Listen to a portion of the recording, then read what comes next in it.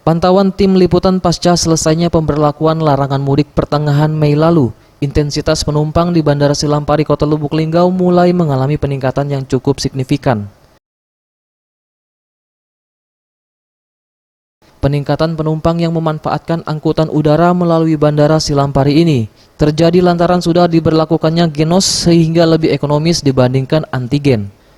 Kepala Seksi Afsek Bandara Silampari Lubuk Linggau, Sastro Aminoto mengatakan, peningkatan warga yang mulai menggunakan jasa penerbangan di Bandara Silampari mulai berangsur naik, bahkan hampir jumlah kursi terpenuhi, yakni 150 orang keberangkatan dan 150 kedatangan. Sementara itu, meskipun jumlah penumpang mengalami peningkatan, namun di Bandara Silampari hanya satu maskapai yang melayani penerbangan rute Jakarta Lubuk Linggau, sedangkan penerbangan rute Lubuk Linggau Palembang 2 kali dalam seminggu.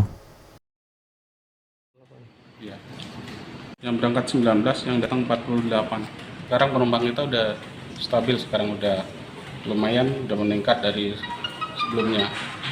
Ya kemungkinan ya, karena ini kan kita udah pakai genos ini lebih murah daripada antigen ya, cuma 60.000. Jadinya penumpangnya udah terbantu dari genosnya.